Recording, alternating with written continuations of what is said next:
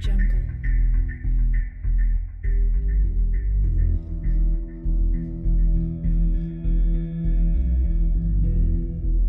Audio Jungle.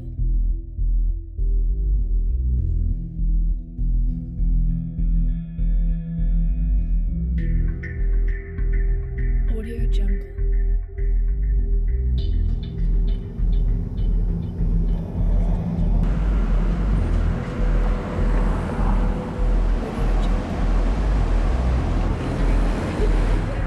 I think art can change things.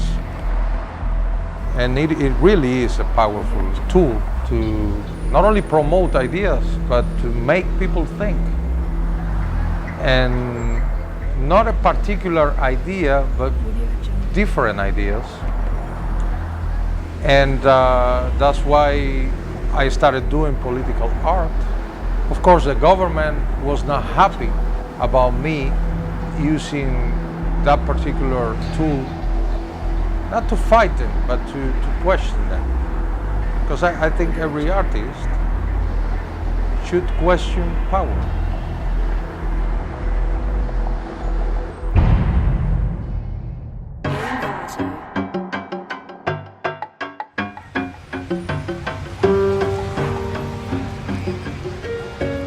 Cuba was supposed to be from people who left Spain and come to America or to Cuba looking for new horizon, new possibility, a new world. You know, that people was the root of Cuban culture. Cuban is so complex, religion is really complex, politics is really complex. What is amazing from my point of view is that after 18 presidents, after 74 years, after two revolutions, poor people is still poor people. Of course, Cuba is a very politicized society. Art school, at the time, they used to teach the socialist realism, and many of the programs came from the former Soviet Union. So they thought of art, and they teach us that art should be at the service of the revolution, of the government, of ideology, communist ideology in this case, because art was a powerful arm to fight in the world of ideas. In the Cuban Constitution, which says that form in creative expression is free. You can do whatever you want formally, you can experiment in any way. But content is free only so long as it's not counter-revolutionary. So Tania and Toirac and Vicente and you know many other artists, they were the first so-called products of the revolution. And one of the things that I take from the history and the work that has been produced in Cuba is that there are many ways of participating meaningfully, some of which take the form of direct activism like Tania's work. Audio Jungle. Audio Jungle.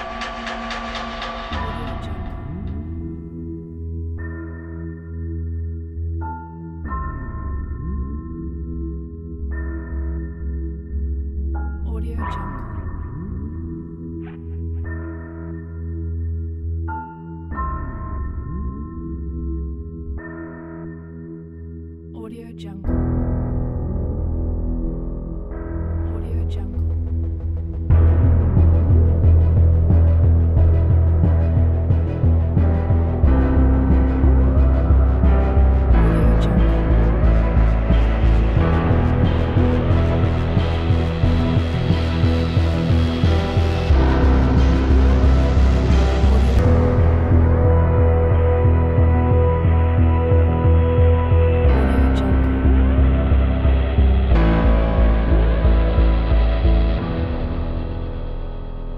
The big problem that we have is in Cuba is the afraid of people to talk about what is art. To me, at the end, have a implication. Art have many implications. but at the end it's just expression about what are your idea and what are you feeling about your present time. What is the concept of a dissident? Dissident, someone who is thinking different to the establishment in matters of religion, political, or sexuality. But that is the big problem in Cuba, that we are living years ago and at present, that we can't have like a normal conversation. Imagery is what perpetuates, history. I mean, the history is told mostly through images.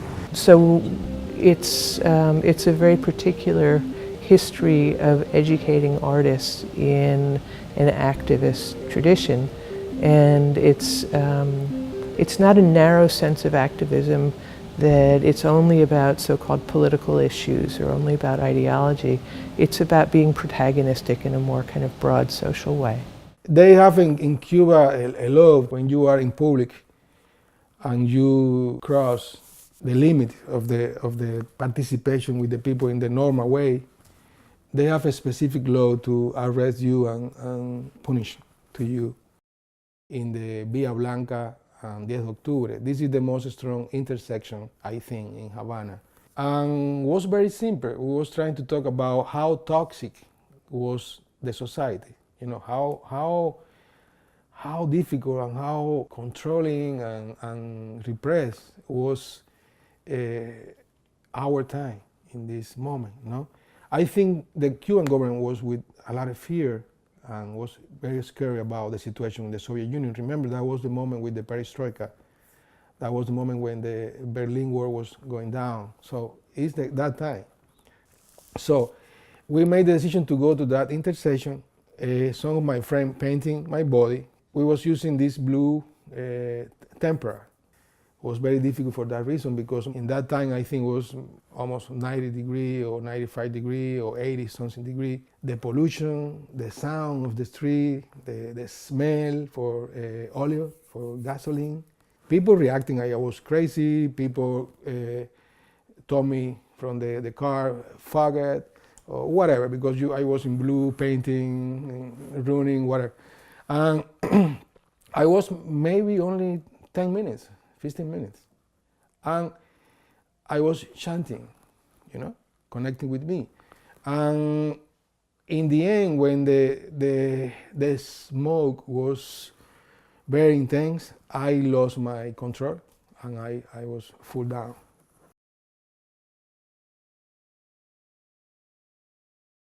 We never was talking about performance, and we never was talking about activism in that time. This is something when we was learning in the process. And we was learning too, making some kind of activism, we will have very strong stigma as artists. When you are navigating in the political issues and this and that, they feel you are outside the art and you are using art to make propaganda. Yeah, Tania Brugueras is very early on became an artist that was very critical, not only because he was pretty much the only woman that was doing performance, but also because since the very beginning she was very, very political.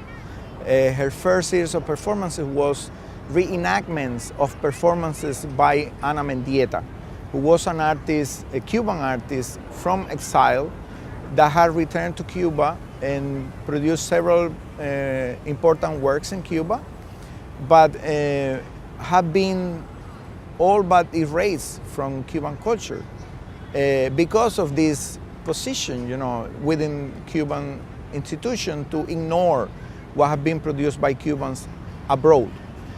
So she was, in a way, paying homage and also bringing Ana Mendieta, after her death, back to Cuba by reenacting her performances. In a way, she was able to maintain the spirit, the very critical spirit of the 1980s, the art that was being done in the 1980s throughout the decade of the 1990s, when most of the artists were turning to producing objects for the market. She actually was very much interested in creating this very much challenging what institution could accept, and that brought a lot of trouble for her. Her main contribution would be to maintain this spirit from the 1980s, this critical spirit within the art world throughout the decade.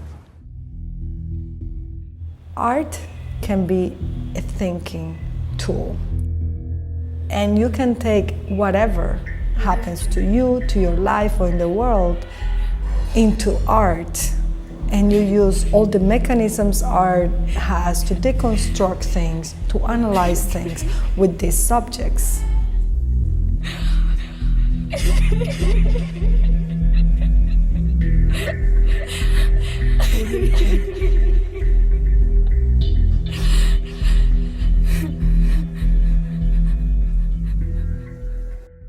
Now, when Tania Bruguera had the brilliant idea of doing a reenactment of her Tattling Whisper, Audio Jungle. she went to the Revolution Square to place a microphone there so the Cuban people that did not have a voice in this conversation could finally speak out their minds, to say what they thought. Yo quiero hablar en contra de la militarización que hay en Cuba solapada.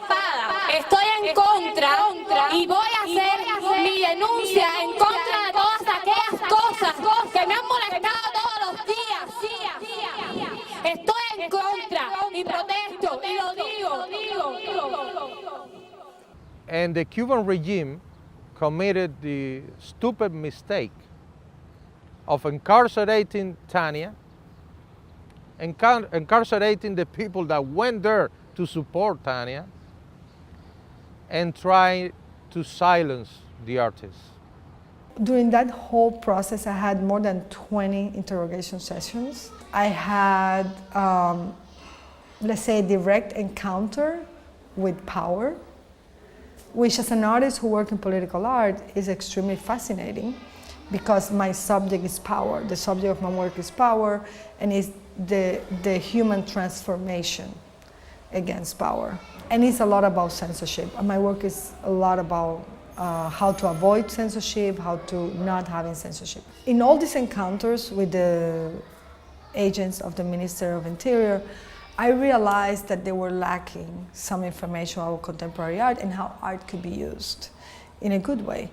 In Cuba, it's so easy for artists to make a big scandal. To be an artist you also have the commitment to go out, to show your art, to make public, to discuss your idea. So the only chance that a political artist in Cuba has to discuss in public his idea is negotiate with the government.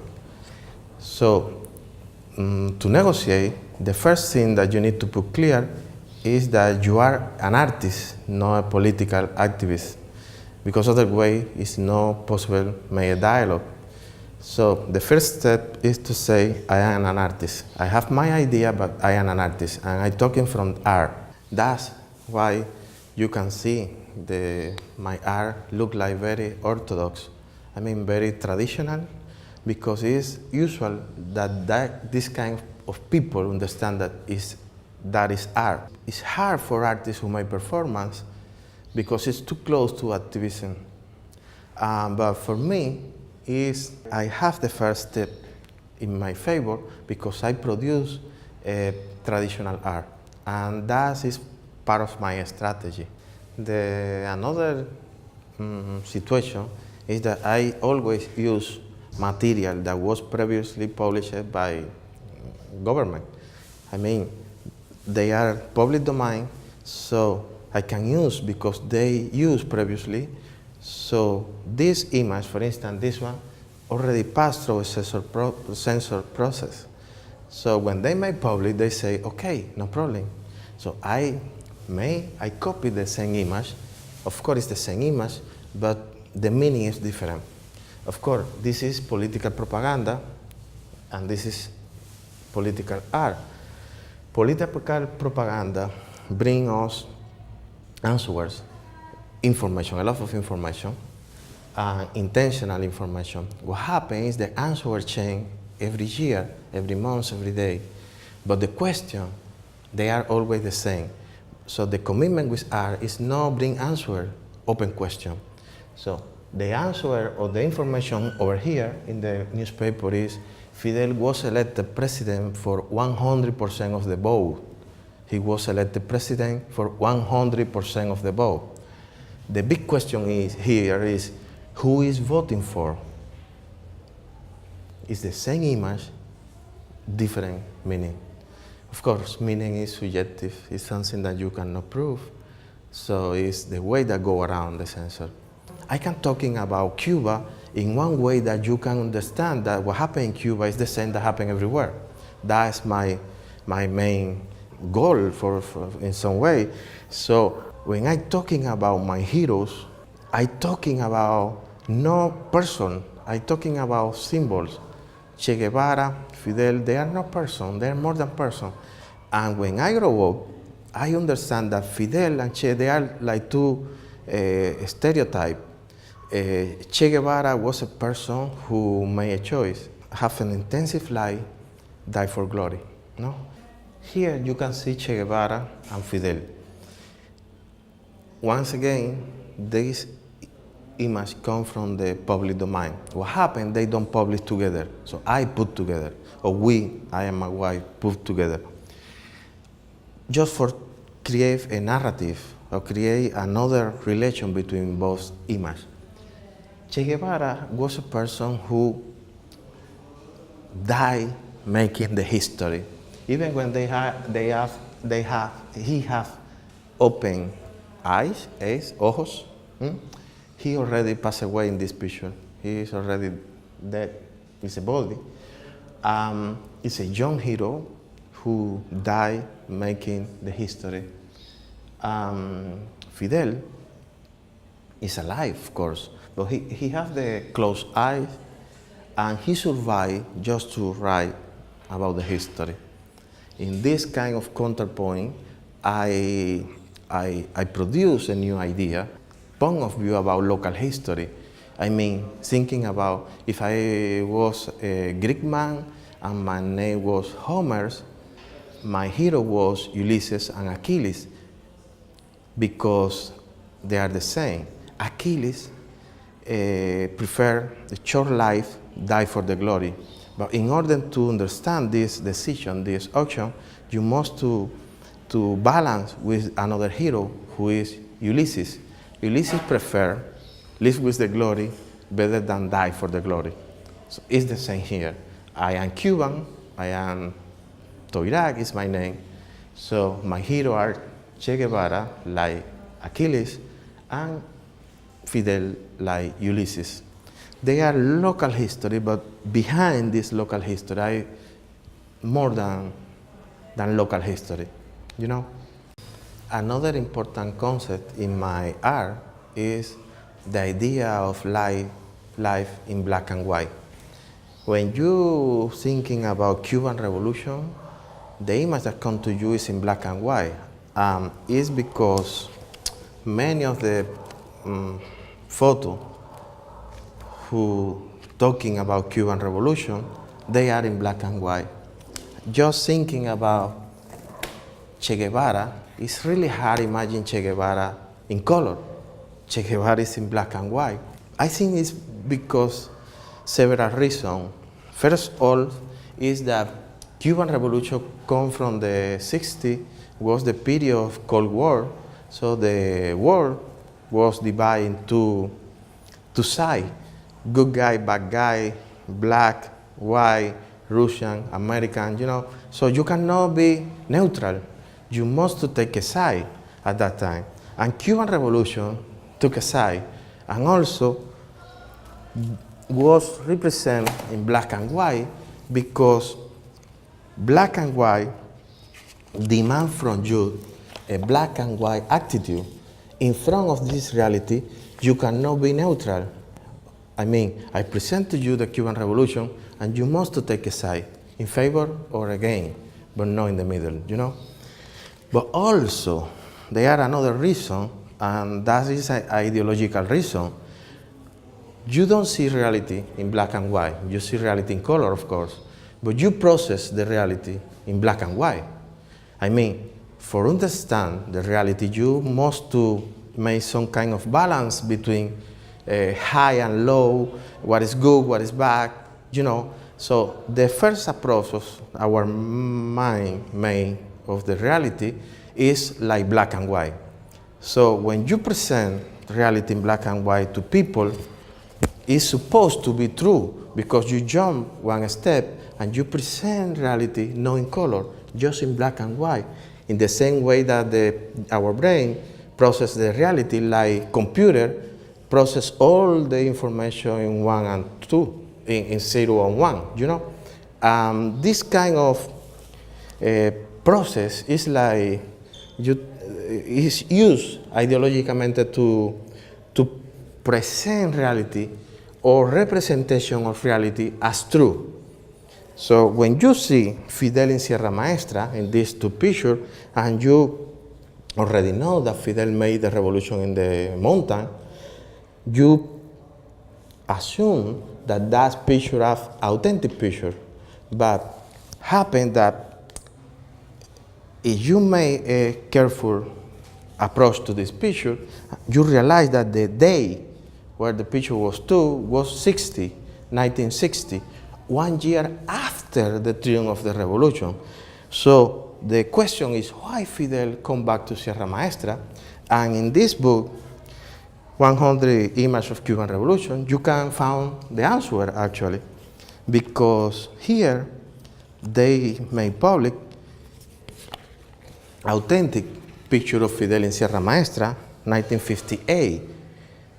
As you can see, he don't was handsome enough. So he need picture, he need combat. He come back to Sierra Maestra to take this picture. And who is the author of this picture? The same photographer who made this photo. He's a very well-known photographer, very good photographer, Alberto Corda. But who was Alberto Corda? A fashion photographer.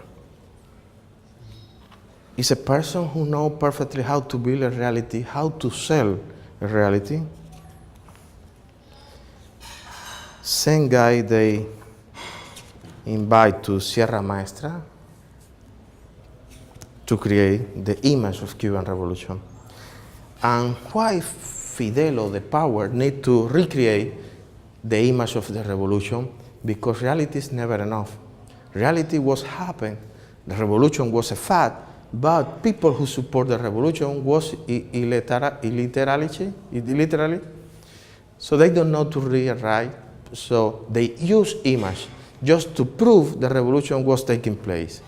Also, if they want the support from the foreigner people, you don't need to make a translation of a text if you have image. Image, that's important, that's power. They knew about that. Where Fidel knew about that? In the school. Fidel was to the Jesuit school, and you know, Catholic people, for many, many centuries, they pay artists to illustrate the Bible, the words in the Bible. So they knew perfectly how to manipulate the public opinion through image, the power of the image. So this piece is about that. If they can do once, I can do again and again and again.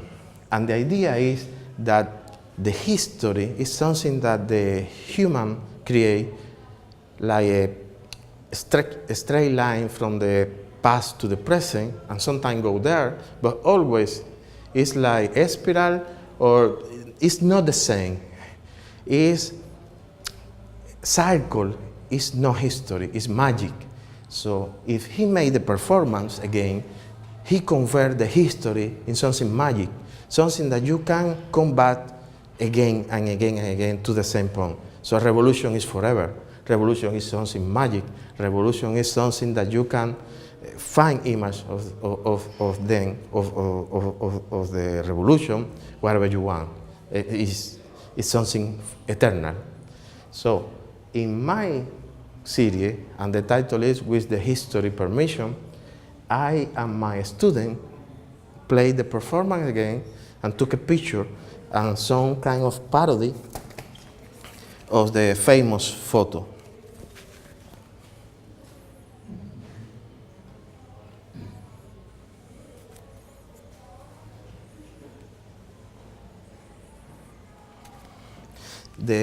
In this piece I have the influence of Cindy Sherman, the American photographer, but of course Cindy Sherman made the reference to, more general reference to some kind of iconography, so I made the reference, direct reference to a previous photo that already exists.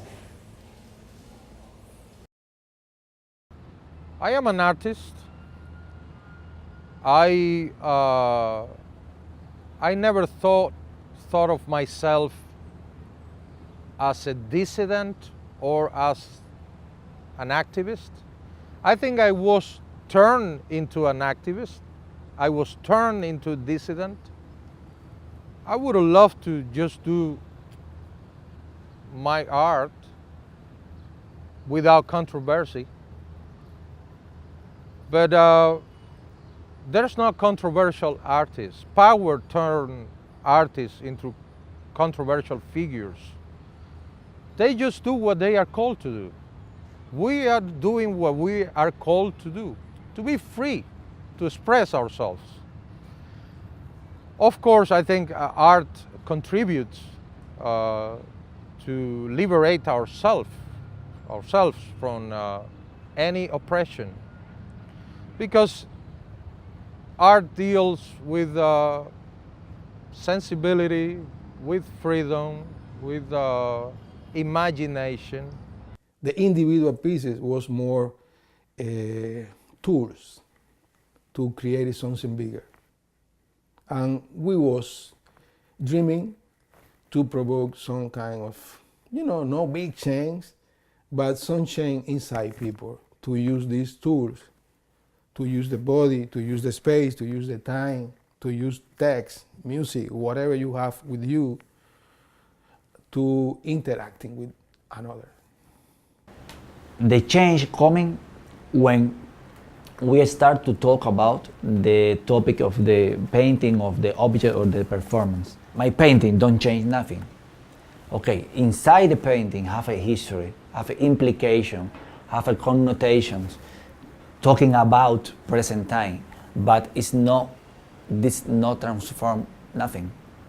An artist should be trained to be a free thinker and to act freely and to produce art freely. And we are here to question power.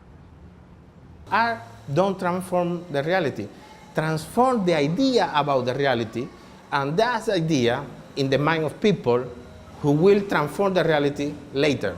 Can art change the world? Not on its own. Can art change people? Yes.